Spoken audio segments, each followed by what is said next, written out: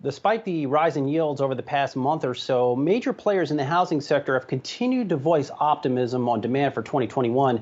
Homebuilder KB Home is no exception, saying in its earnings report last week that backlog surged 59% to 9,238 homes. Here with us now is KB Home Chairman, President, and CEO Jeffrey Mezger. Jeffrey, good to see you this morning here. So a lot of talk on the street right now. Rising yields might lead to less affordability for homes. Are you seeing any of that play out in your business right now? We haven't yet, Brian. There's demand that is so strong out there.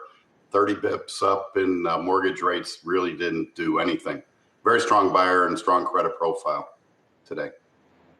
And Jeffrey, you saw orders up 23% in your first quarter. Can you sustain that kind of momentum? What do you expect for the remainder of the year?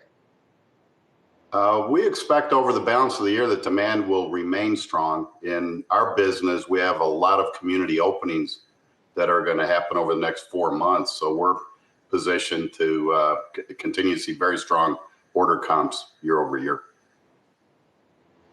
Jeffrey, who's buying a home right now? In the first quarter, about 65% were first-time buyers. Our largest cohort is millennials.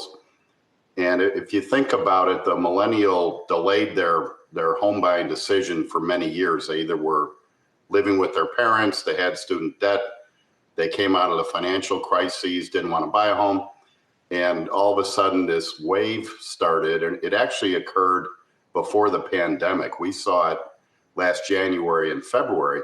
But it all got lost in the pandemic and all the news around the pandemic. But past the millennials, you now have the Gen Zs entering their home buying years as well.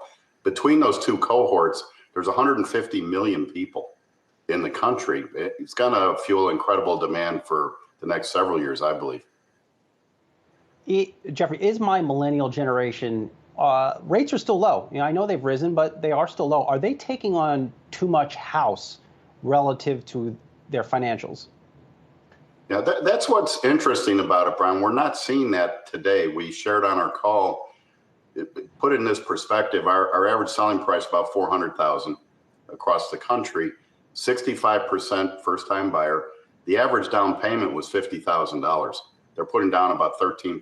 And the average FICO score was 724, which is very strong, in particular for a first-time buyer. So strong credit metrics, not having an issue qualifying. People want to be a homeowner.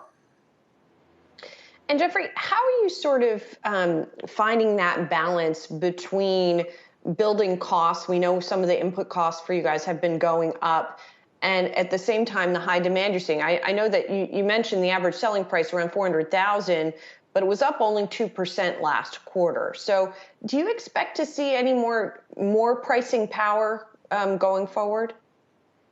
But we certainly are seeing pricing power today. The ASP increase that we had in the quarter was somewhat influenced by where we had made investments a year or two ago, and now the communities are open. So it was more mix related.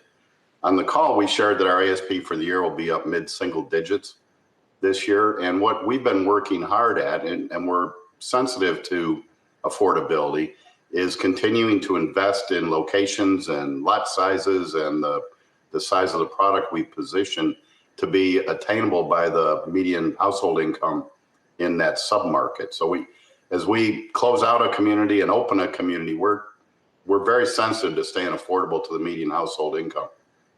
And that's how our pricing stays as low as it is. Once a community's open, we definitely are taking price depending on the market conditions and demand. And today, demand is very strong. Jeffrey, KB Home is a player in the San Francisco market. We've seen a lot of tech workers, really an exodus out of California. What are you seeing in San Francisco? Well, there's an exodus out of the city, but most of the buyers are going to the suburbs, and it's an opportunity because they can work from home instead of living in a small apartment with a very expensive payment. They're able to go out into the suburbs, buy their own home, actually lower their payment, and they may have to go into work 1 day a week or 2 days a week, and they'll take a longer drive for a day or two a week in order to be a homeowner and have a much better quality of life in their own residence. And if they haven't moved outside out of the city area of San Francisco, a lot of tech workers have moved to Austin. What are you seeing in that market? It continues to be a hot, really an up-and-coming market for so many in the tech space. Austin's very strong right now. It's one of the strongest businesses for us today. And there's definitely a lot of price there, in part because people come in and are surprised at how affordable it is relative to the coastal areas. But so we have a bookend here. We're large in Austin and we're large in California. So we're able to benefit from the move from the urban cores out to the suburbs where most of our communities are located. And at the same time, if somebody's relocating to Vegas, Phoenix, Denver, San Antonio, Austin, those cities, we have large businesses in all those cities as well. So we're still benefiting even if they relocate. All right, we'll leave it there. KB Home Chairman, President, and CEO Jeffrey Mezger. Good to speak with you. Have a good rest of the week. Great. Thank you, Brian.